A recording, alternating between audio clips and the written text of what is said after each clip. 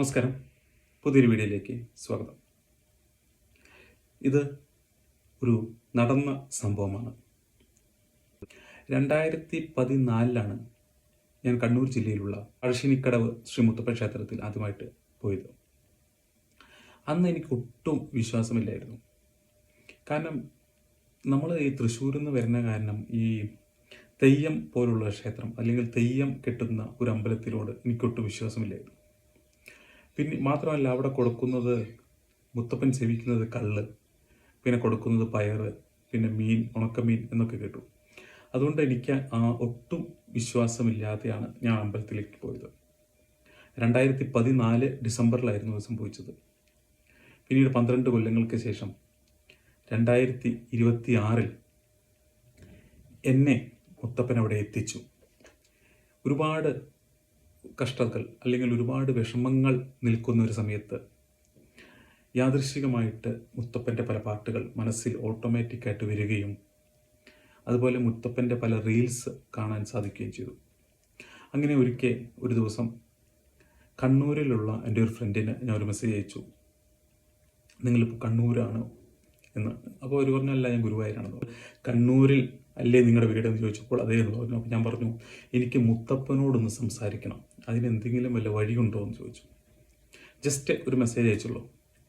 അത്ഭുതമെന്ന് പറയട്ടെ, അരമണിക്കൂറിനുള്ളിൽ അവർ അതിനുള്ള സൗകര്യമൊരുക്കി തന്നു. ആ അമ്പലത്തിലെ ഒരു ജീവനക്കാരൻ്റെ നമ്പർ തരികയും അവരെ വിളിച്ചു കഴിഞ്ഞാൽ സംസാരിക്കാൻ പറ്റും എന്ന് പറയുകയും ചെയ്തു. അങ്ങനെ നമ്മൾ യാത്ര തിരിച്ചു. പുലർച്ചെ 1 മണിക്കായിരുന്നു ട്രെയിൻ. അങ്ങനെ കണ്ണൂരിലെത്തി. കണ്ണൂരിൽ നിന്ന് ഒരു KSRTC ബസ് നിൽക്കുന്നുണ്ടായിരുന്നു. കയറണമോ കയറണ്ടയോ എന്ന് വെച്ചപ്പോൾ ഒരു ഓട്ടോറിക്ഷ ഡ്രൈവർ എന്നെ പുഷ് ചെയ്ത്, അതായത് പോകൂ എന്ന് പറഞ്ഞ് ആ ബസ്സിൽ കയറ്റിവിടുകയും പിന്നീട് ധർമ്മശാല എന്ന് തോന്നുന്നു അങ്ങനെ ഒരു സ്ഥലത്തെത്തിയപ്പോൾ ബസ്സിൽ നിന്ന് ഇറങ്ങുകയും ഒരു ഓട്ടോ കയറി പഴശ്ശിനിക്കടവിലേക്ക് പോകണം. അപ്പോൾ എൻ്റെ മുമ്പ് 2-3 ഓട്ടോറിക്ഷ നിൽക്കുന്നുണ്ടായിരുന്നു. ആ ഓട്ടോറിക്ഷകളെല്ലാം പെട്ടെന്ന് പോയി. എനിക്ക് കിട്ടിയ ഓട്ടോവിൻ്റെ പേര് മുത്തപ്പൻ ശരണമെന്നായിരുന്നു. യാദൃശ്ചികമായിരിക്കാം, അല്ലെങ്കിൽ എൻ്റെ തോന്നലായിരിക്കാം, എന്നെ മുത്തപ്പൻ അമ്പലത്തിലേക്ക് കൊണ്ടുപോയ പോലെയാണ് എനിക്ക് തോന്നിയത്.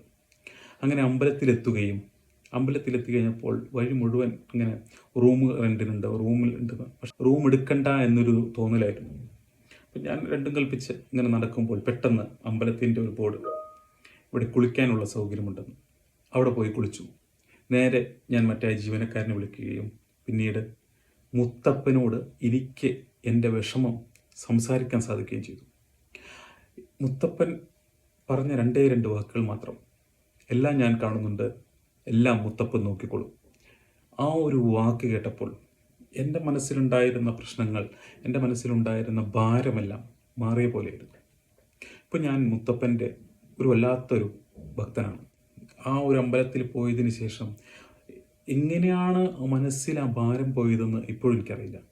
അതായത് മനസ്സിൽ ആ ഭാരം അങ്ങോട്ട് മാറുകയും ഞാൻ ഒരുപാട്, അതായത് മല ചുമക്കുന്ന പോലെ ഒരു ഭാരമായിട്ടാണ് മുത്തപ്പൻ്റെ അടുത്ത് ചെന്നത്.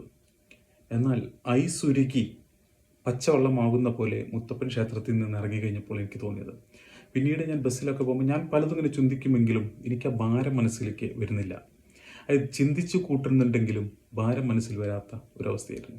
അതായത് മുത്തപ്പൻ നമ്മളെ രക്ഷിച്ചു. അതായത് എനിക്ക് ഇപ്പോഴും തോന്നുന്നത് എന്നെ മുത്തപ്പൻ ആ ക്ഷേത്രത്തിലേക്ക് കൊണ്ടുപോയതാണെന്നും എൻ്റെ വിഷമങ്ങൾ മാറ്റാൻ മുത്തപ്പൻ എന്നെ അങ്ങോട്ട് വിളിച്ചു കൊണ്ടുപോയതാണെന്നാണ് എനിക്ക് തോന്നുന്നത്. മുത്തപ്പൻ്റെ ആ ഒരു ശബ്ദം ഇപ്പോഴും എൻ്റെ മനസ്സിലുണ്ട്. ആ ഒരു ശബ്ദം മുത്തപ്പനെല്ലാം നോക്കിക്കൊള്ളും. സത്യം പറഞ്ഞാൽ അതൊരു വല്ലാത്തൊരു അനുഭവമാണ്. എല്ലാവരും മുത്തപ്പൻ രക്ഷിക്കട്ടെ. നന്ദി, നമസ്കാരം.